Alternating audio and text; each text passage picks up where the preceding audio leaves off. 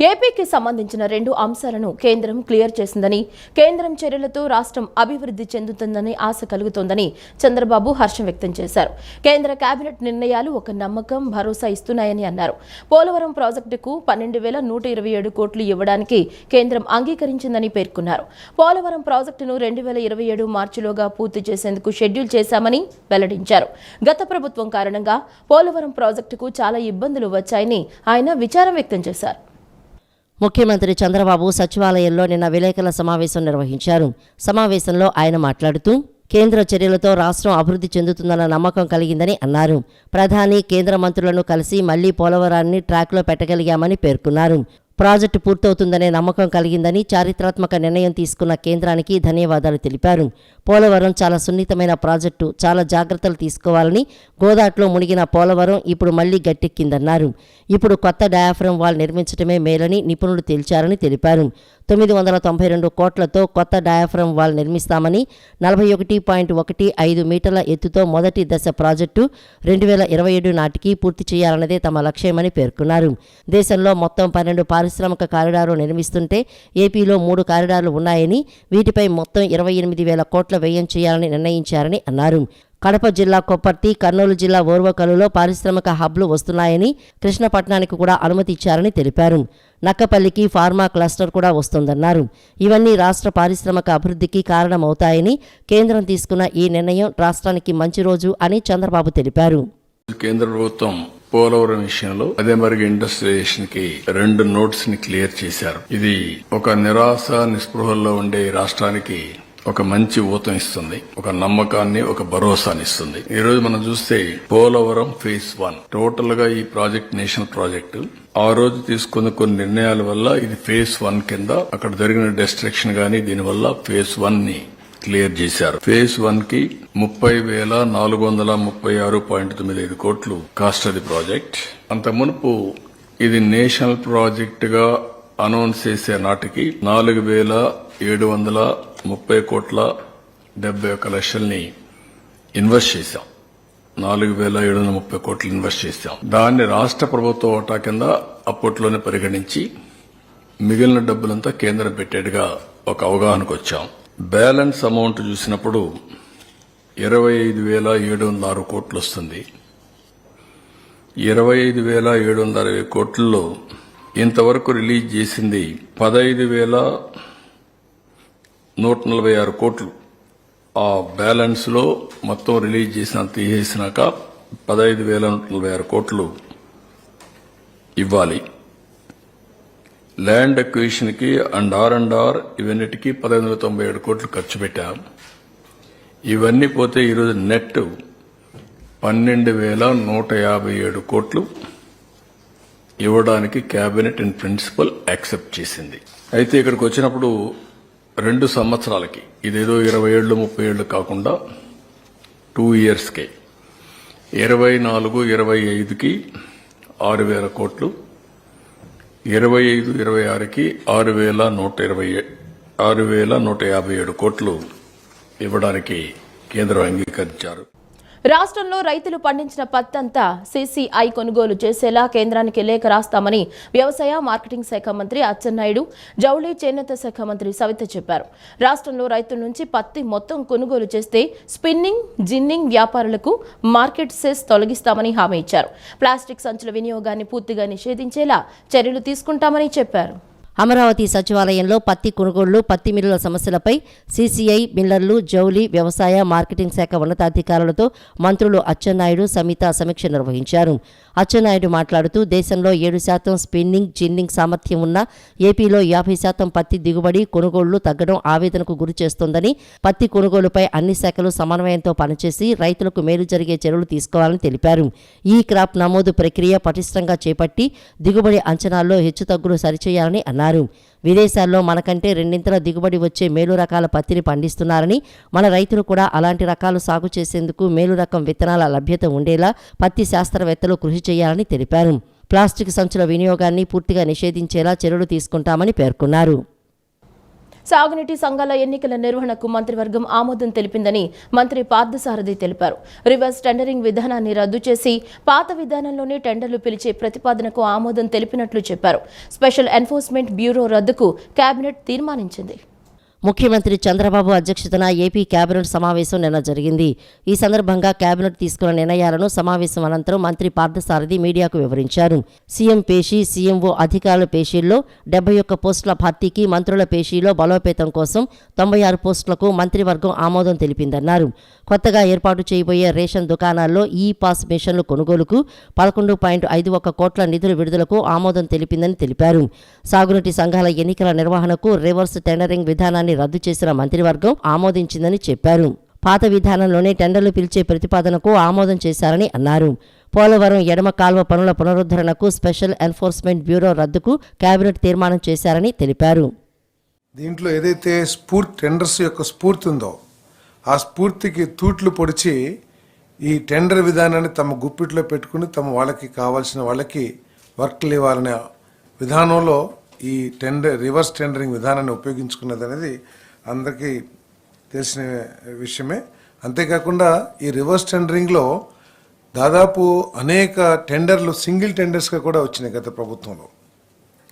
So వీటన్నిటిని దృష్టిలో పెట్టుకుని ట్రాన్స్పరెంట్గా సివిసి ఏదైతే సెంట్రల్ విజిలెన్స్ కమిషన్ ఏదైతే ప్రతిపాదించిందో, ఏదైతే నిర్దేశించిందో టెండర్స్ని ఏ విధంగా చేయాలి అని నిర్దేశించిందో సివిసి గైడ్లైన్స్ ఆధారంగా ట్రాన్స్పరెంట్గా దేశంలో ఏదైతే టెండర్ విధానం అవలంబించబడుతుందో ఎక్కువ రాష్ట్రాల్లో ఆ విధానాన్ని మళ్ళీ తీసుకురావాలని చెప్పేసి ప్రభుత్వం నిర్ణయించిందని చెప్పేసి మనం చేస్తా ఉన్నాను. ఇది అన్ని డిపార్ట్మెంట్స్ కూడా ఇదవుతుంది. అన్ని డిపార్ట్మెంట్ కూడా ఈ రివర్స్ టెండరింగ్ని క్యాన్సిల్ చేయడం జరిగిందని చెప్పేసి మనం చేస్తాం. ప్రజలతో పాటు పోలీస్ శాఖకు సవాల్గా మారుతున్న సైబర్ నేరాల నియంత్రణకు ప్రతి జిల్లాలోనూ సైబర్ పోలీస్ స్టేషన్లు ఏర్పాటు చేయనున్నట్లు డీజీపీ ద్వారకా తిరుమలరావు తెలిపారు. సైబర్ క్రైమ్ నియంత్రణకు సబ్ డివిజన్ స్థాయిలో ప్రత్యేకంగా టీంలను ఏర్పాటు చేస్తామన్నారు. గంజాయి నియంత్రణకు రాష్ట్ర ప్రభుత్వం అధిక ప్రాధాన్యం ఇస్తోందన్నారు. దీనికోసం ఇప్పటికే 5 మంత్రులతో సబ్ కమిటీని ఏర్పాటు చేసిందన్నారు. గంజాయి, మాదక ద్రవ్యాల నియంత్రణ కోసమే ప్రత్యేకంగా పనిచేసేలా యాంటీ నార్కోటిక్ టాస్క్ ఫోర్స్ కు రూపకల్పన చేశామన్నారు. విశాఖ నగరంతో పాటు ఉత్తరాంధ్ర జిల్లాలో పోలీసుల పనితీరు, గంజాయి, డ్రగ్స్ నియంత్రణ, సైబర్ క్రైమ్ కేసుల పెరుగుదల, పరిశ్రమల్లో జరుగుతున్న ప్రమాదాలపై విశాఖ రేంజ్ పరిధిలోని జిల్లాల ఎస్పీలు, డీఐజీ, ఐజీ స్థాయి అధికారులతో విశాఖలో డీజీపీ ద్వారకా తిరుమలరావు నిన్న సమీక్ష నిర్వహించారు. అనంతరం డీజీపీ మీడియాతో మాట్లాడుతూ గంజాయి, మాదక ద్రవ్యాల నియంత్రణ కోసం ప్రత్యేకంగా పనిచేసేలా యాంటీ నార్కోటిక్ టాస్క్ ఫోర్స్ ఏఎన్టీఎఫ్కు రూపకల్పన చేశామని అన్నారు. దీనికి ఇన్ఛార్జిగా ఐజీ స్థాయి అధికారి రవికృష్ణను నియమించామని అన్నారు. ఎక్కడైనా గంజాయి సమాచారాన్ని పోలీసులకు చేరవేసేందుకు వీలుగా టోల్ ఫ్రీ నెంబర్ 1972 అందుబాటులోకి తెస్తామన్నారు. మదనపల్లె ఫైళ్ల దహనం కేసు దర్యాప్తులో ఉందని డీజీపీ చెప్పారు. ఈ ఫైళ్లను దహనం చేసిన వారెవరో తెలిసిందని, అయితే వారి వెనుక ఉన్న వారెవరనేది గుర్తించే పనిలో ఉన్నామని అన్నారు. ఈ కేసు దర్యాప్తులో భాగంగా తనిఖీలు నిర్వహించగా కొన్ని ఫైళ్లు కార్యాలయంలో కాకుండా అధికారుల ఇళ్లలో లభించాయని చెప్పారు. పోలీసు సంక్షేమానికి సంబంధించి కేంద్రం ఇచ్చే గ్రాంటుకు రాష్ట్ర ప్రభుత్వ వాటాను సమకూర్చకపోవడంతో గత 3 ఏళ్లుగా నిధుల విడుదల నిలిచిపోయిందని డీజీపీ తెలిపారు. దీంతో కింద స్థాయి సిబ్బందిలో అసంతృప్తి పెరిగిపోయిందన్నారు. ఈ విషయాన్ని సీఎం చంద్రబాబు దృష్టికి తీసుకువెళ్లగా వెంటనే 64.2 కోట్లు విడుదల చేశారని తెలిపారు. ముంబై నటి కేసు దర్యాప్తులో అక్రమాలు జరిగినట్లు తేలితే బాధ్యులైన అధికారులపై కఠిన చర్యలు తప్పవని స్పష్టం చేశారు. అది కూడా చర్యలు తీసుకుంటాం. 1972 సంబంధించి అన్ని జిల్లాల్లో ఇప్పుడు అనుసంధానం చేయడం, అవి పనిచేసే విధంగా చూడటం. గత ఇంకో 2 రోజుల్లో అది పూర్తయినట్లయితే ఏంటి ఫార్మేషను, టోల్ ఫ్రీ నెంబర్ రావడం, అదేవిధంగా ఏఎన్టీఎఫ్తో పాటు జిల్లాలో ఉన్నటువంటి అన్ని ఐఓలందరికీ, ఇన్వెస్టిగేటింగ్ ఆఫీసర్స్, దర్యాప్తు అధికారులందరూ కూడా ప్రత్యేకమైనటువంటి ట్రైనింగ్ ఇచ్చి, ఎందుకంటే ఈ ఎఫెన్స్లో జాగ్రత్తగా కనుక సీజర్ చేసి కరెక్ట్గా కనుక అది ప్రూవ్ చేసినట్లయితే చాలా కఠినతరమైన శిక్షలు ఉంటాయి. సో ఆ శిక్షలు వచ్చే విధంగా ట్రైనింగ్ ఇవ్వాలని చెప్పి నిర్ణయించడం జరిగింది. ఈ అన్ని విధాలు చేయడం ద్వారా 100 days యాక్షన్ ప్లాన్ పెట్టుకొని ముందు దాన్ని కంట్రోలబుల్ లెవెల్ తీసుకొచ్చేసి ఆ తర్వాత పూర్తిగా మాకు ఏ విధంగా అయితే ఒక అఫెన్స్లో దొరికితే ఫార్వర్డ్ అండ్ బ్యాక్వర్డ్ లింకేజ్ అంటే ముందు ఎటు ఎవరి దగ్గరికి వెళ్ళబోతుంది, అదొక ఎక్కడి నుంచి సోర్స్ ఏంటి అని చెప్పి చూడటం, ఇవన్నీ చేయాలని చెప్పి ఆలోచన జరుగుతూ ఉంది. అదేవిధంగా గంజా విషయంలో ముఖ్యంగా సాగుని అరికట్టాలి. ఇప్పుడు ప్రస్తుతం సోయింగ్ సీజను చూస్తూ ఉన్నప్పుడు మంచి వర్షాలు పడుతూ ఉన్నాయి. సో ఈ సమయంలో నాట్లేసే సమయం కాబట్టి అది గంజాయి వేయకుండా ప్రత్యామ్నాయమైనటువంటి సీడ్స్ ఇప్పటికే చాలా ఏఎస్ఆర్ జిల్లాలో ముఖ్యంగా అభివృద్ధి జిల్లాలో ఇవ్వడం జరిగింది. పదవులకు రాజీనామా చేసిన నేతల వ్యక్తిత్వం ఆధారంగానే పార్టీలో చేరికలు ఉంటాయని సీఎం చంద్రబాబు తేల్చి చెప్పారు. జగన్ లాంటి వ్యక్తులు రాజకీయ పార్టీ నడపడం కూడా ప్రమాదమేనని వ్యాఖ్యానించారు. ఆ పార్టీలో ఇమడలేక ఎవరైనా తమ వైపు వస్తుంటే పదవులకు పార్టీకి రాజీనామా చేస్తేనే తీసుకుంటామని స్పష్టం చేశారు. కొందరి విషయంలో ఆచితూచి నిర్ణయం తీసుకుంటామని వెల్లడించారు. జగన్ లాంటి వ్యక్తులు రాజకీయ పార్టీ నడపడం కూడా ప్రమాదమేనని సీఎం చంద్రబాబు వ్యాఖ్యానించారు. ఆ పార్టీలో ఇమడలేక ఎవరైనా తమ వైపు వస్తుంటే పదవులకు పార్టీకి రాజీనామా చేస్తేనే తీసుకుంటామని స్పష్టం చేశారు. సరైన నాయకుడిని సరైన స్థానంలో నియమించే ప్రక్రియలో నామినేటెడ్ పదవుల భర్తీ కొంచెం ఆలస్యమవుతోందని చంద్రబాబు తెలిపారు. కసరత్తు పూర్తి కావచ్చిందని, త్వరలోనే పదవుల నియామకం ఉంటుందని స్పష్టం చేశారు. సీట్ల కేటాయింపులో 3 పార్టీలు ఎలా సమన్వయం చేసుకున్నాయో పదవుల పంపకాల్లోనూ అదే తరహా సర్దుబాటు ఉంటుందని పేర్కొన్నారు. అధికారంలోకి వచ్చి 70 రోజులైనా ఇంకా పదవుల భర్తీ కాలేదనే అసంతృప్తి తమ నాయకుల్లో ఉందన్నారు. అందరికీ ఉన్న 24 గంటల సమయమే తనకు కూడా ఉందని గ్రహించాలన్నారు. కొందరు ఆశావహుల అంచనాలు భారీగా ఉంటున్నాయని, కానీ అందరినీ సంతృప్తిపరచాలనే నిర్ణయాలు ఉంటాయని అన్నారు. 100 రోజుల్లో పదవులన్నీ భర్తీ చేస్తామని, మరో 25 రోజుల్లో అందరికీ శుభవార్త ఉంటుందని చంద్రబాబు వ్యాఖ్యానించారు. ఎవరొచ్చినా రాజీనామా చేసి రమ్మంటున్నాం. ఎక్కడొచ్చినా కూడా we want to maintain certain standards and values. వాళ్ళు రాజీనామా చేసి వస్తే దాన్ని బట్టి మనుషులను బట్టి క్యారెక్టర్ వాళ్ళ యొక్క వ్యక్తిత్వాన్ని బట్టి ఆలోచించి విల్ టేక్. పార్టీకి పదవి కూడా చేస్తున్నారు కదా సార్. కొంతమంది వాల్యూస్ ఐ వాంట్ మెయింటైన్ ఉంటాయి, అవి కూడా ఉంటాయి. ఓవరాల్గా పార్టీ బలోపేతానికి కానీ జెన్యూనిటీ ఉండేటప్పుడు ఎవరు అవసరమో అవన్నీ కూడా ఎగ్జామిన్ చేస్తాం. ఒకటే నేను చెప్తున్నా మళ్ళీ ఇలాంటి వ్యక్తులు రాజకీయ పార్టీలు నడపడం కూడా ప్రమాదం సొసైటీకి. అది ఇప్పటికే కాదు, ఎప్పటికైనా సరే ప్రజలు కూడా ఆలోచించుకోవాలి. మీరు 5 సంవత్సరాలు ఏంటి నష్టపోయారు? 10 లక్షల కోట్ల రూపాయల అప్పులు, 1,00,000 కోట్ల రూపాయలు ఇప్పుడు డ్యూస్ నేను పే చేయాలి. ఎవ్రీ డే మా ఆఫీస్ చుట్టూ తిరిగేవాళ్ళు డబ్బులు మాకు ఇవ్వాల్సి, మేము చచ్చిపోతున్నాం, నా కంపెనీ దివాలా తీసింది, బ్యాంకులు అంతా జప్తు చేసేస్తున్నారు, మీరు ఇవ్వకపోతే నా ఆస్తులు పోతాయి అని తిరిగేవాళ్ళు. ఎవరికి ఆక్సిజన్ ఇవ్వాలో తెలియదు. పర్యావరణ హితం కోరుతూ విద్యాధరపురం లేబర్ కాలనీ స్టేడియం గ్రౌండ్స్లో 72 అడుగుల విజయ గణపతి మట్టి విగ్రహాన్ని ఏర్పాటు చేసి 10 రోజుల పాటు ఉత్సవాలు వైభవంగా నిర్వహించనున్నట్లు దేవాదాయ శాఖ మంత్రి ఆనం రామనారాయణ రెడ్డి తెలిపారు.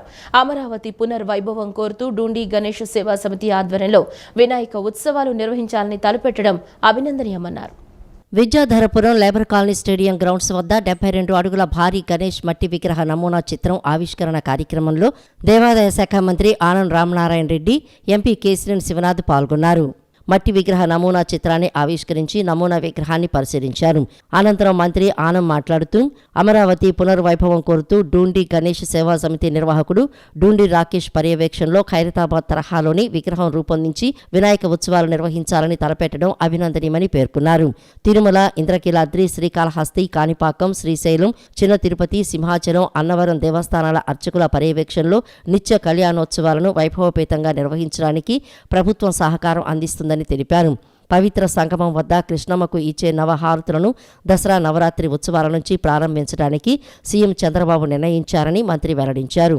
చంద్రబాబు నాయుడు గారు ముఖ్యమంత్రిగా ఆంధ్రప్రదేశ్ రాష్ట్రంలో ప్రభుత్వం ఏర్పడిన తర్వాత ఇక్కడ కూడా మనం అలాంటి వినాయక చవితి ఉత్సవాలు చేయాలని చెప్పి గణేష్ సేవా సమితి వాళ్ళు నిర్ణయించుకోవడం, ఆ యొక్క నిర్ణయం మేరకు కొద్ది సంవత్సరాల కాలం నుంచి చేస్తూ వచ్చారు. అయితే మధ్యలో గడిచిన 4-5 సంవత్సరాలుగా ఈ యొక్క మహాగణపతి ఉత్సవాలని మరి దురదృష్టం, అది ఎందుకు కారణమో నాకు తెలియదు కానీ నిలిపివేశారని చెప్పి నేను ఇక్కడికి వచ్చాక నాకు తెలిసింది. అయితే నేను నెల్లూరులో ఉన్నప్పుడు మిత్రులందరూ వచ్చి విజయ మహాగణపతి ఉత్సవాలని అత్యద్భుతంగా ఈ దఫా మేము విజయవాడ మహానగరంలో చేదాలు తలపెట్టాము. 72 అడుగుల మట్టి విగ్రహాన్ని మేము ఏర్పాటు చేస్తున్నాం, మీరు రావాలి అని చెప్పి అంటే, నేను వినాయక చవితికి మా ఊరు వెళ్తాం కదా, మేము ఇప్పుడు ఎలా అంటే కాదు ముందే వచ్చి ఏర్పాట్లనే మీరు చూసి వెళ్ళాలి అని చెప్పారు.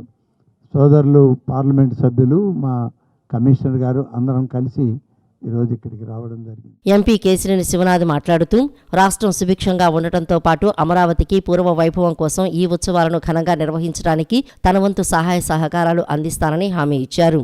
ప్రతిష్టాత్మకంగా ఆంధ్రప్రదేశ్లో అత్యంత ఎత్తైన గణేష్ విగ్రహాన్ని స్టార్ట్ చేస్తున్నందుకు చాలా అభినందనీయం. తప్పకుండా మన సాంప్రదాయాలు, మన ఆచారాలు, మన యొక్క జీవన విధానంలో ముఖ్యమైన భూమికి పోషించే ఇటువంటిని ప్రాచుర్యంలోకి తీసుకెళ్ళాలి. కాబట్టి తప్పకుండా మన సాంప్రదాయాలను తీసుకెళ్లే విధంగా ప్రభుత్వం కూడా ఉంది. పెద్దలు రామనారాయణ రెడ్డి గారు కూడా నిరంతరం దాని మీదే పనిచేస్తున్నారు. తప్పకుండా ఇటువంటి ఉత్సవాలు జరిగి మనము గణేష్ నిమజ్జన ఉత్సవాలు కానీ గణేష్ ఉత్సవాలు కానీ జరిగి మన సమైక్యతని, ముఖ్యంగా ఇది సర్దార్ వల్లభాయ్ పటేల్ గారు ప్రారంభించారు ఆ సమయంలో, స్వతంత్రం వచ్చిన సమయంలో. తప్పకుండా ఇటువంటి మత సామరస్యానికి కూడా చాటి చంపాలనే విషయంగా పోటీ చేశారు. తప్పకుండా మా విజయవాడ నగరంలో, ముఖ్యంగా పశ్చిమ నియోజకవర్గంలో అన్ని మతాల వారు కలిసికట్టుగా ఉంటాం. అటువంటి కలిసికట్టుగా ఉంటేనే చూస్తే మనకి ఇక్కడే అర్థమవుతూ ఉంటుంది, డయాస్ మీద చూస్తేనే అర్థమవుతూ ఉంటుంది. ఏ పండుగ వచ్చినా కూడా, రంజాన్ అవని, క్రిస్మస్ అవని, లేకపోతే గణేష్ ఇది అవని, దసరా అని అందరూ కలిసికట్టుగా చేసుకుంటాం. అదేవిధంగా మళ్ళీ ముందుకు వెళ్తామని తెలియజేసుకుంటూ ఈ అవకాశం ఇచ్చిన అందరికీ ధన్యవాదాలు. ఈ కార్యక్రమంలో దేవాదాయ శాఖ కమిషనర్ ఎస్ సత్యనారాయణ, టీడీపీ నాయకులు, సమితి ప్రతినిధులు పాల్గొన్నారు. రాష్ట్రంలో ఈ నెలాఖరుకి సామాజిక భద్రత పింఛన్లు పంపిణీ చేయాలని ముఖ్యమంత్రి చంద్రబాబు ఆదేశించారు. 1వ తేదీన ఆదివారం రావడంతో ఒకరోజు ముందుగానే లబ్ధిదారులకు ఇవ్వాలని నిర్ణయించారు. ఏదైనా కారణంతో తీసుకుని లబ్ధిదారులకు సెప్టెంబర్ 2న పంపిణీ చేయాలని సీఎం స్పష్టం చేశారు. హైకోర్టు శాశ్వత న్యాయమూర్తులుగా జస్టిస్ వెంకట జ్యోతిర్మయి ప్రతాప, జస్టిస్ వెణుతురుమల్లి గోపాలకృష్ణారావు ప్రమాణ స్వీకారం చేశారు. హైకోర్టు ప్రాంగణంలోని ఫస్ట్ కోర్టు హాల్లో ప్రధాన న్యాయమూర్తి జస్టిస్ ధీరజ్ సింగ్ ఠాకూర్ ఇరువురితో దైవ సాక్షిగా ప్రమాణం చేయించారు. ప్రస్తుతం రాష్ట్ర హైకోర్టులో అదనపు న్యాయమూర్తులుగా పనిచేస్తున్న ఇరువురిని సుప్రీంకోర్టు కొలేజియం చేసిన సిఫార్సులను భారత రాష్ట్రపతి ఆమోదించిన పిదప వీరిని శాశ్వత న్యాయమూర్తులుగా నియమిస్తూ కేంద్రం గెజెట్ నోటిఫికేషన్ జారీ చేసింది. న్యాయమూర్తుల కుటుంబ సభ్యులు, న్యాయమూర్తులు, న్యాయాధికారులు, న్యాయవాదులు, హైకోర్టు సిబ్బంది ఈ ప్రమాణ స్వీకార కార్యక్రమానికి హాజరయ్యారు. వైఎస్ఆర్సీపీ అధినేత మాజీ ముఖ్యమంత్రి వైఎస్ జగన్మోహన్ రెడ్డి కృషి ఫలితంగానే పోలవరం ప్రాజెక్టుకు కేంద్రం 12,127 కోట్లు మంజూరు చేసిందని మాజీ మంత్రి అంబటి రాంబాబు చెప్పారు. వాస్తవానికి ఈ నిధులు ఎన్నికలకు ముందే రావాల్సి ఉందని, కానీ వైఎస్ జగన్కు ఆ క్రెడిట్ దక్కుతుందన్న దురుద్దేశంతో అప్పట్లో చంద్రబాబు అడ్డుకున్నారని చెప్పారు. ఇప్పుడు చంద్రబాబును చూసి ఠక్కున మంజూరు చేయలేదని అన్నారు. పోలవరం ప్రాజెక్టుకు చంద్రబాబే పెద్ద శాపమని ధ్వజమెత్తారు. మాజీ మంత్రి అంబటి రాంబాబు నిన్న విలేకరుల సమావేశం నిర్వహించారు. సమావేశంలో ఆయన మాట్లాడుతూ పోలవరం విషయంలో చంద్రబాబు చేసిన తప్పిదాలన్నింటినీ సరిచేస్తూ పెరిగిన రేట్ల ప్రకారం ప్రాజెక్టుకు నిధులు ఇవ్వాలని ఆనాడు సీఎం వైఎస్ జగన్మోహన్ రెడ్డి కేంద్రానికి పలుమార్లు నివేదించారని తెలిపారు. కేంద్రంతో, ప్రధానితో, కేంద్ర మంత్రులతో చర్చించి ఒప్పించారని చెప్పారు. ప్రాజెక్టును పూర్తి చేయడానికి రివైజ్డ్ రేట్ల ప్రకారం 55,656 కోట్లు ఖర్చవుతుందని పూర్తి వివరాలు కేంద్రానికి అందించారని అన్నారు. టెక్నికల్ ఎస్టిమేషన్ కమిటీ చర్చించిన అనంతరం 47,725 కోట్లకు అనుమతి ఇచ్చారని చెప్పారు. అలాగే తొలిదశ పూర్తికి 31,625 కోట్ల అంచనా వ్యయాన్ని కేంద్రానికి పంపితే వాటిని సవరించిన కేంద్రం 30,436 కోట్లకు ఆమోదం తెలిపిందన్నారు. చంద్రబాబు అడ్డుకోకుండా ఉంటే ఇప్పుడిచ్చిన నిధులు ఎన్నికలకు ముందే వచ్చేవని అన్నారు. ఆ నిధులనే సీఎం ఇప్పుడు కేంద్రం ఆమోదిస్తే అదంతా ఆయన ఘనత అన్నట్లు చంద్రబాబు చెప్పుకుంటున్నారని ఆక్షేపించారు. పోలవరం ప్రాజెక్టుకు చంద్రబాబే పెద్ద శాపమని ధ్వజమెత్తారు. ప్రాజెక్టు పనులపై చంద్రబాబు చెబుతున్నవన్నీ అసత్యాలని మండిపడ్డారు. ఆయన చేతకానితనాన్ని కప్పిపుచ్చుకోవడానికి వైఎస్ జగన్పై దివంగత సీఎం వైఎస్ రాజశేఖర రెడ్డి పైన దోషంలోకి దిగుతున్నారని ధ్వజమెత్తారు. మొదటి దశను పూర్తి చేయడానికి అవసరమైనటువంటి నిధులు. మొదటి దశ అంటే 41.15 కి సంబంధించినటువంటి దశ. That is the first stage. ఆ దశ పూర్తయిన తరువాత రెండవ దశకు వెళ్తారు. అది 45.72. ఆ లెవెల్ కి వాటర్ నింపడానికి వీలుగా. That is the project ultimate గా అక్కడ దాకా చేయాలి. మొదటి దశను పూర్తి చేసుకుని రెండవ దశకు వెళ్లేటటువంటి కార్యక్రమం. మొదటి దశ పూర్తి కావడానికి ఈ 12,157 కోట్ల రూపాయలు కేంద్ర ప్రభుత్వం కేబినెట్ లో ఆమోదించి విడుదల చేస్తే తప్ప జరగదు. దీని వెనుక జగన్మోహన్ రెడ్డి గారు అనేక పర్యాయాలు ఆయన ముఖ్యమంత్రి బాధ్యతలు స్వీకరించిన తర్వాత ఈ మొదటి దశ పూర్తి కావడానికి కావలసిన నిధుల కోసం అనేక పర్యాయాలు ప్రధానమంత్రి గారితోనూ అప్పుడున్నటువంటి జలశక్తి మంత్రి గారితోనూ పలుమార్లు వారితో చర్చించి వారిని ఆమోదింపచేసి వారిని ఒప్పించి ఇవన్నిటినీ కూడా విడుదల చేయడానికి దోహదపడ్డారనే విషయాన్ని ఇవాళ మీకు చెప్పదలుచుకున్నాను. చంద్రబాబు నాయుడు గారు రాగానే తక్కని చూసి ఈ 12,157 కోట్లు రిలీజ్ చేయలేదనే వాస్తవాన్ని ప్రజలు గమనించాలి, మేధావులు గమనించాలి. సరే, చంద్రబాబు నాయుడు గారు గమనించినా గమనించినట్టుగా ఉంటారు కాబట్టి వారికి నేనే ప్రత్యేకంగా చెప్పాల్సిన అవసరం లేదు. రాష్ట్రంలో పోలీసులకే రక్షణ లేకుండా పోయిందని, ఇక ప్రజలకు రక్షణ ఎలా ఉంటుందని మాజీ మంత్రి మేరుగ నాగార్జున ప్రభుత్వాన్ని ప్రశ్నించారు. రాష్ట్రంలో రెడ్ బుక్ రాజ్యాంగం కొనసాగుతుందని, సీఎం చంద్రబాబు ఆటవిక పాలన చేస్తున్నారని ఆక్షేపించారు. రాజకీయ కక్షతో యథేచ్ఛగా దాడులు, హత్యలు, ఆస్తుల విధ్వంసం జరుగుతున్నా ఏమాత్రం పట్టించుకోకుండా పోలీసులు ప్రేక్షక పాత్ర వహిస్తున్నారన్నారు. మాజీ మంత్రి మేరుగ నాగార్జున నిన్న విలేకరుల సమావేశం నిర్వహించారు.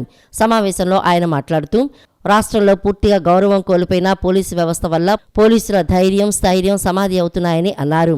రాష్ట్రంలో జరుగుతున్న కొన్ని ఘటనలు చూస్తే పోలీసు వ్యవస్థను ప్రభుత్వం ఎంతలా దిగజార్చిందో కనిపిస్తోందన్నారు. చిలకలూరిపేట ఎమ్మెల్యే భార్య పుట్టినరోజు సందర్భంగా సీఐలతో సహా పోలీసు సిబ్బంది అంతా వెళ్లి కేక్ వేడుకలో పాల్గొన్న విషయాన్ని మేరుగ నాగార్జున ఈ సందర్భంగా ఉదహరించారు.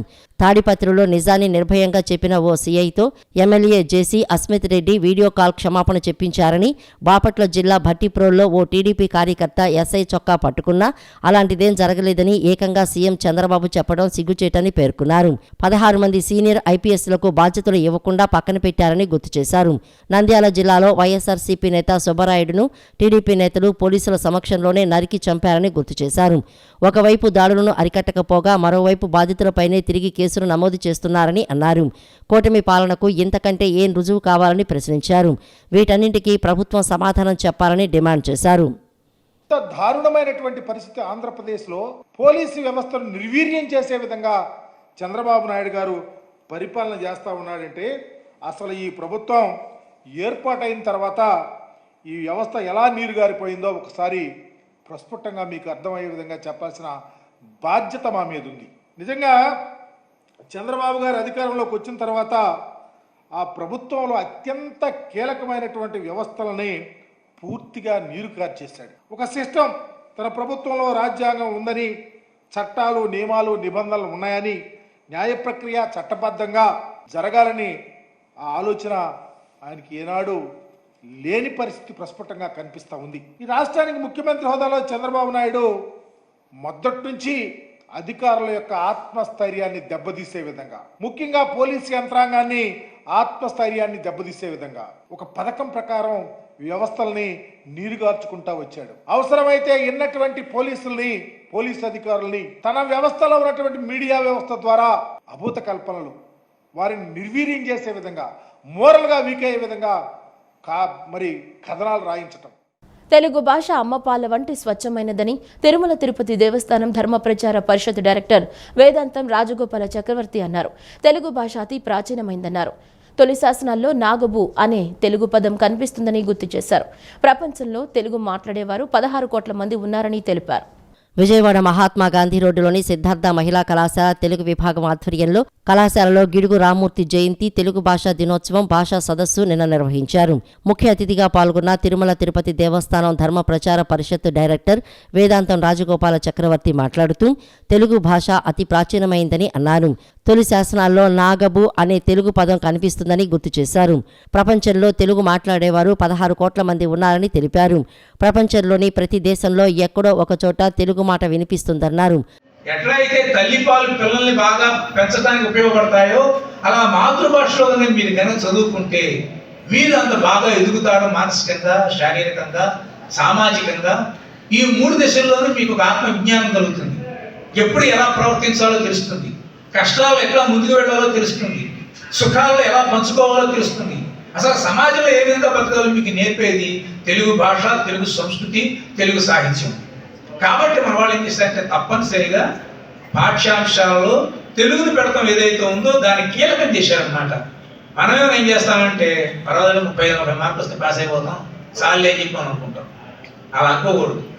ఇంతకుముందు మేము ఎట్లా ఉండేవంటే పాఠ్యాంశంలో ఏదైనా ఒక చిన్న పాఠం ఉందనుకోండి, ఆ పాఠం మన పుస్తకంలో చదివేసేవాళ్ళం, అదొక సరదా. ఇప్పుడు మీకు అంత ఓపిక లేదు. అంత ఓపిక లేక ఏమైపోయిందంటే తర్వాత మేము అందరం ఏం చేస్తుంటే విక్టరీ, ఈ రాఘవేంద్ర, విక్రమ్ వాళ్ళకి మేము గైడ్ రాసేవాళ్ళం. ఎన్డీఏ వ్యతిరేక శక్తులు దేశాన్ని వ్యతిరేకించే వ్యక్తులతో చేతులు కలిపి కొన్ని రాజకీయ పార్టీలు పార్లమెంట్లో వక్ఫ్ బోర్డును రద్దు చేయాలని గగ్గోలు పెడుతున్నాయని భారతీయ జనతా పార్టీ రాష్ట్ర మైనార్టీ మోర్చా అధ్యక్షులు షేక్ బాజీ విమర్శించారు. దేశ ప్రధాని నరేంద్ర మోదీ నాయకత్వంలో దశాబ్దాల పాటు మైనార్టీ పెద్దల చేతుల్లో ఉన్న వక్ఫ్ బోర్డు ఆస్తులను పేద మైనార్టీ వర్గాలకు చెందాలనే ఉద్దేశంతో పార్లమెంట్లో ప్రవేశపెట్టారని తెలిపారు. నగరంలోని సీతారాంపురంలో రాష్ట్ర భారతీయ జనతా పార్టీ కార్యాలయంలో భారతీయ జనతా పార్టీ రాష్ట్ర మైనార్టీ మోర్చా అధ్యక్షుడు షేక్ బాజీ విలేకరుల సమావేశాన్ని నిర్వహించారు. బాజీ మీడియాతో మాట్లాడుతూ ఎన్డీఏ వ్యతిరేక శక్తులు దేశాన్ని వ్యతిరేకించే వ్యక్తులతో చేతులు కలిపి కొన్ని రాజకీయ పార్టీలు పార్లమెంటులో వక్ఫ్ బోర్డును రద్దు చేయాలని గగ్గోలు పెడుతున్నాయని విమర్శించారు. దశాబ్దాల పాటు మైనార్టీ పెద్దల చేతుల్లో ఉన్న వక్ఫ్ బోర్డు ఆస్తులను పేద మైనార్టీ వర్గాలకు చెందాలనే ఉద్దేశంలో దేశ ప్రధాని నరేంద్ర మోడీ నాయకత్వంలో ఎన్డీఏ ప్రభుత్వం పార్లమెంటులో చట్టం చేసిందని పేర్కొన్నారు. ముస్లింల అభ్యున్నతి కోసం ఎన్డీఏ ప్రభుత్వం వక్ఫ్ ఆస్తులు పేదలకు చెందాలని పార్లమెంట్లో చట్టం చేసిందని కొనియాడారు. రక్షణ సాయుధ రంగాలకు ఎంత ఆస్తి ఉందో భారతదేశం మొత్తం 9,43,000 ఎకరాలు కలిగిన ఆస్తి ఒక్క వక్ఫ్ బోర్డుకే ఉందన్నారు. 8,30,000 కోట్ల ఆస్తులను అక్రమార్కులు పరం చేయడానికి ఎన్డీఏ ప్రభుత్వం సిద్ధంగా లేదన్నారు. పెద్దల చేతుల్లోకి వెళ్లకుండా పేద ప్రజలకు చెందాలనే ఉద్దేశంతో నరేంద్ర మోడీ చారిత్రాత్మకమైన నిర్ణయం తీసుకున్నారని ప్రతి ఒక్కరూ మద్దతు ఇవ్వాలని షేక్ బాజీ కోరారు. శర్వాణి మహానుభావులు ఈ బిల్లును అడ్డుకోకుండా మద్దతు ఇవ్వాలని కోరారు. ఎన్డీఏ వ్యతిరేక శక్తులు కేవలం నరేంద్ర మోడీ గారి ఆలోచన సరళిని మాత్రమే వ్యతిరేకించాలనేటువంటి దృక్పథంతో కూర్చున్నటువంటి రాజకీయ పక్షాలు, దేశ వ్యతిరేకమైనటువంటి శక్తులతో చేతులు కలిపేటువంటి ప్రతిపక్షానికి సంబంధించినటువంటి కొన్ని రాజకీయ వేదికలు ఈ రోజున గగ్గోలు పెడుతున్నటువంటి స్థితి. ఆంధ్రప్రదేశ్ రాష్ట్రంలో కూడా కొంతమంది షేర్వాణి మహానుభావులు చాలా అన్యాయం జరిగిపోతుంది, మాకు ముస్లింల యొక్క హక్కుల్లోకి కలగజేసుకుంటున్నారు, ఈ బిల్లుని మీకు మద్దతు ఇవ్వద్దు, మద్దతు ఇవ్వండి, లేకపోతే మద్దతు లేకుండా చేయండి అని మాట్లాడేటువంటి క్రమంలో వార్తా కథనాలు వస్తున్నటువంటి నేపథ్యంలో ఈ పత్రికా సమావేశం ఆంధ్రప్రదేశ్ భారతీయ జనతా పార్టీ మైనార్టీ మోర్చా విభాగం తీసుకోవడం జరిగింది. చంద్రబాబు ప్రభుత్వం అధికారంలోకి వచ్చాక 70 రోజుల్లోనే బ్రాహ్మణులకు మేలు చేసే చారిత్రాత్మక నిర్ణయాలు తీసుకున్నారని టీడీపీ బ్రాహ్మణ సాధికారత అధ్యక్షులు బుచ్చి రాంప్రసాద్ కొనియాడారు. కూటమి ప్రభుత్వం బ్రాహ్మణులకు కన్నబిడ్డలు మాదిరిగా చూసుకోవటం యావత్ బ్రాహ్మణ వర్గాలు హర్షం వ్యక్తం చేస్తున్నాయని తెలియజేశారు. నగరంలోని MG road, Nandamuri road, MGM అపార్ట్మెంట్లో ఆంధ్రప్రదేశ్ బ్రాహ్మణ సాధికారత కమిటీ రాష్ట్ర అధ్యక్షుడు బుచ్చి రాంప్రసాద్ బ్రాహ్మణ ప్రతినిధులతో కలిసి విలేకరుల సమావేశాన్ని నిర్వహించారు. బుచ్చి రాంప్రసాద్ మీడియాతో మాట్లాడుతూ ఏ ప్రభుత్వమైనా 60 నెలల్లో ఆర్థికపరమైన అంశాలు ముట్టుకోరు, అలాంటిది బ్రాహ్మణుల బాగు కోసం సాహసం చేసిన చంద్రబాబు చారిత్రాత్మకమైన నిర్ణయం తీసుకున్నారని ప్రశంసించారు. పాత రోజుల్లో రాజులు పాలకులుగా ఉండి పురోహితుల ఆలనా పాలన చూసుకునే వాళ్ళని నేడు చంద్రబాబు ప్రభుత్వం బ్రాహ్మణులను కన్నబిడ్డలుగా మాదిరిగా చూసుకుంటున్నారని తెలిపారు.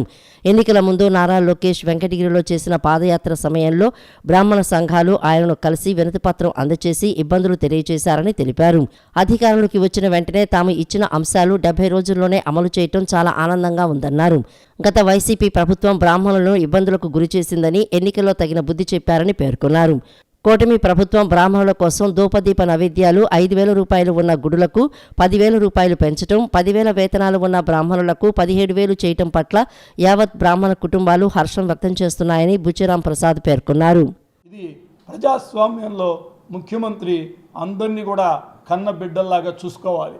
దానిలో భాగంగానే మేము ఆ రోజున నారా లోకేష్ గారు యువగళం వెళ్ళినప్పుడు వెంకటగిరిలో ఒక రచ్చబండ కార్యక్రమం చేసినప్పుడు కొన్ని వాగ్దానాలు ఆ రోజున చేయటం జరిగింది. వాటిలో భాగంగా వాటన్నిటినీ కలిపి మేము ఒక మేనిఫెస్టో తయారు చేశాం. ఇవాళ ఈ రాష్ట్రంలో ఏ పార్టీ మేనిఫెస్టోలో కూడా ఈ విధంగా ఉండదు. ఎందుకంటే వైఎస్ఆర్ మేనిఫెస్టో తీసుకున్నా, ఇతర మేనిఫెస్టోలు తీసుకున్నా హిందూ దేవాలయాలను ఇస్తారు తప్పితే బ్రాహ్మణుల సంక్షేమం ఎక్కడా ఇవ్వనటువంటి సందర్భం లేదు. అలాంటిది నారా చంద్రబాబు నాయుడు గారు ఎన్నికలకు ముందు ఇచ్చిన మేనిఫెస్టోలో దేవాలయాలు బ్రాహ్మణ సంక్షేమం అని చెప్పి ఇవ్వటం జరిగింది. వీటిల్లో అన్నీ కూడా ఇవాళ అమలుపరచడం జరిగింది. ఒక రెండింటి మీద మాత్రమే డిస్కషన్ చేయాలి అని చెప్పారు. అమరావతి రాజధాని ప్రాంతం విజయవాడ నగరంలో షాపింగ్ మాల్స్ ఏర్పాటు చేయడం సంతోషంగా ఉందని విజయవాడ తూర్పు నియోజకవర్గ ఎమ్మెల్యే గద్దె రామ్మోహన్ అన్నారు. సీఎం చంద్రబాబు సారథ్యంలో రాజధాని ప్రాంతంలో ప్రభుత్వ, ప్రైవేట్ సంస్థ భాగస్వామ్యంతో పరిశ్రమలు ఏర్పాటు చేసి ఎంతో మంది ఉపాధి కల్పించేందుకు తీవ్రంగా ప్రయత్నిస్తున్నారని పేర్కొన్నారు. నగరంలోని అశోక్ నగర్ గాయత్రి శారీ షోరూంను తూర్పు నియోజకవర్గ ఎమ్మెల్యే గద్దె రామ్మోహన్, మాజీ జడ్పీ చైర్పర్సన్ గద్దె అనురాధ కలిసి లాంఛనంగా ప్రారంభించారు. షోరూం యజమాని ఝాన్సీ గతంలో గాయత్రి మ్యాచింగ్ పేరుతో చిన్న షాప్ను ప్రారంభించి నేడు షాపింగ్ మాల్ ఏర్పాటు చేసే స్థాయికి ఎదగటం అంటే గొప్ప విషయమని పేర్కొన్నారు. గతంలో గాయత్రి మ్యాచింగ్స్ అని పెట్టి ఝాన్సీ గారు దాన్ని బాగా అభివృద్ధిపరిచి ఎడిషనల్గా వాళ్ళ శారీ షోరూం నీట్గా ఇప్పుడున్న వాళ్ళందరూ కూడా అందుబాటు ధరలో ఉండే విధంగా అందరికీ అందుబాటులో ఉండే విధంగా ఈ షోరూమ్ని ఏర్పాటు చేశారు. సూపర్లకు మాత్రం షోరూమ్ చాలా బాగుంది. ఖచ్చితంగా అన్ని రకాల మహిళలకు కావాల్సిన అన్ని రకాల శారీస్ కానివ్వండి, డ్రెస్సెస్ కానీ అన్నీ కూడా ఏర్పాటు చేయడం జరిగింది. ఇది రాజధాని విజయవాడ నగరం అయిన తర్వాత ఇంకా అనేక రకాలైన షాపులు రావాల్సింది. ఈరోజు నారా చంద్రబాబు నాయుడు గారు ప్రతి ఒక్కరిని కూడా సొంతంగా సెల్ఫ్ సఫిషియెంట్తో వ్యాపారాలు పెట్టి 10 మందికి ఉద్యోగాలు ఇచ్చే రీతిన ప్రైవేట్ పబ్లిక్ పార్ట్నర్షిప్ అని చెప్పి ఒక కొత్త స్కీమ్ తీసుకొచ్చి అనేకమైన చేయూత వాళ్ళకి ఇచ్చి వాళ్ళకి కావలసిన వస్తువులన్నీ కూడా కల్పించి ఇది కేవలం ప్రతి ఒక్కరికి ఉద్యోగ కల్పనే ధ్యేయంగా పరిశ్రమలు రావాలని ఆలోచన చేసే నారా చంద్రబాబు నాయుడు గారి యొక్క ఆశయాలకు తగ్గట్టుగా ఝాన్సీ గారు చక్కగా అభివృద్ధి పరుస్తూ 10 మందికి ఉపాధి కల్పిస్తూ ముందుకు వెళ్తూ ఉన్నారు. వారికి అభినందనలు, కృతజ్ఞతలు తెలియజేస్తూ ఇలాంటివి అనేకం రావాల్సిన అవసరం విజయవాడ నగరానికి ఉందని తెలియజేస్తున్నాం. మాజీ జడ్పీ చైర్పర్సన్ గద్దె అనురాధ మాట్లాడుతూ అశోక్ నగర్లో ఇప్పటి వరకు ఇలాంటి పెద్ద షోరూం లేదని, ఝాన్సీ స్వశక్తితో ఎదిగి శారీస్ ఏర్పాటు చేయడం చాలా ఆనందంగా ఉందని అన్నారు. సమాజం, రాష్ట్రం అభివృద్ధి చెందాలంటే ఝాన్సీ లాంటి వ్యాపారస్తులు ముందడుగు వేయాలని పిలుపునిచ్చారు. తమ కాళ్ల మీద తాము నిలబడేటట్లుగా ఏ విధంగా వాళ్ళు ప్రోత్సాహం ఇస్తున్నారు, అది అందిపుచ్చుకుని ఈ రోజున మహిళలు ఎంతోమంది మరి ఈ రకమైన తమ కాళ్ళ మీద తాము నిలబడుతూ మరెంతో మందికి ఉపాధి కల్పిస్తూ ఇవి ఏర్పాటు చేయటం అనేది ముదావహం. వారికి నా అభినందనలు తెలియజేస్తున్నాను.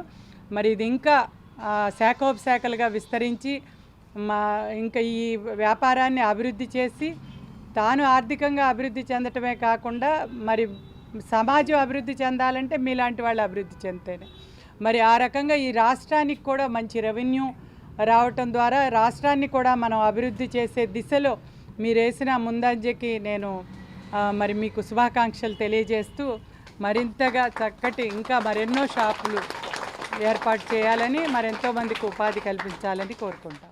గాయత్రి టైలరింగ్ నుంచి గాయత్రి షోరూం ఎదగటానికి తాను ఎంతో కష్టపడినట్లు ఝాన్సీ తెలిపారు. గద్దె రామ్మోహన్ దంపతులు కస్టమర్ల ఆశీస్సులతో తాను ఈ స్థాయిలో ఉన్నానని పేర్కొన్నారు. ఈరోజు ఈ స్థాయిలో రావడానికి నేను చాలా కష్టపడ్డాను. గాయత్రి టైలర్స్ విభాగం నుంచి గాయత్రి మ్యాచింగ్స్ నుంచి గాయత్రి శారీస్ షోరూమ్ ఓపెనింగ్ చేయడం జరిగింది. దీని వెనుక నాతో పాటు నా స్టాఫ్ కృషి కూడా చాలా ఉంది. చాలా సంతోషంగా ఉంది. ఈరోజు ఈ షోరూమ్కి గద్దె అనురాధ గారు, గద్దె రామ్మోహన్ రావు గారు విచ్చేశారు. వారి చేతుల మీదుగా ఇది ఓపెనింగ్ జరిగింది. ఇంతకుముందు కూడా గద్దె రామ్మోహన్ రావు గారు మ్యాచింగ్ సెంటర్ని కూడా ఓపెనింగ్ చేశారు. వారు ఓపెనింగ్ చేసిన ఆ యొక్క చేతులు ఈరోజు నాకు ఎంతో కృషిలోకి ముందుకు వెళ్ళటానికి, డెవలప్ అవ్వటానికి నాకు చాలా సహాయం అయింది. ఇందులో ఉన్న ప్రతి ఒక్కరూ కూడా నాతో పాటు చాలా కష్టపడ్డారు. సూపర్ స్నాప్స్ అధినేత కోటిరెడ్డి మాట్లాడుతూ ఝాన్సీ చాలా కష్టపడి పైకి వచ్చిన మహిళ అని, మహిళలకు సంబంధించిన దుస్తులు అమ్మడంలో ఆమె దిట్ట అని ప్రశంసించారు. గారు ఇప్పుడు ఈ షోరూమ్ అధినేతగా ఎదిగినందుకు మనస్ఫూర్తిగా ఆమెను అభినందిస్తూ ఇంకా ఇలాంటి షోరూములు 10-15 పెట్టాలని మనస్ఫూర్తిగా కోరుకుంటూ కొన్ని వందల మందికి ఉపాధి కల్పించాలని కూడా ఆశిస్తూ జీవించడం డెవలప్ అవడమే కాకుండా ఇంకో 10 మంది 20 మందికి జాబులు సంకల్పిస్తుందంటే it is not a joke. అందుకే అంటారు ఆడది అబలా కాదు ఆదిశక్తి. సో ఆలోచన ఉంటే ఏదైనా సాధించవచ్చు. దానికి ఝాన్సీ గారిని ఉదాహరణగా తీసుకోవచ్చు మనకు తెలిసిన అంతలో. కాబట్టి అందరూ కూడా మన గాయత్రి శారీస్కు విచ్చేసి మంచి షోరూమ్ ఏర్పాటు చేశారు. అందులో మనకు నచ్చిన విధంగా మనకు నచ్చిన అందుబాటు ధరలో వారు ఏర్పాటు చేశారు కాబట్టి ఒక షోరూమ్కి ఇచ్చేయమని కోరుచు. ఈ వార్తలు ఇంతటితో సమాప్తం. నమస్కారం.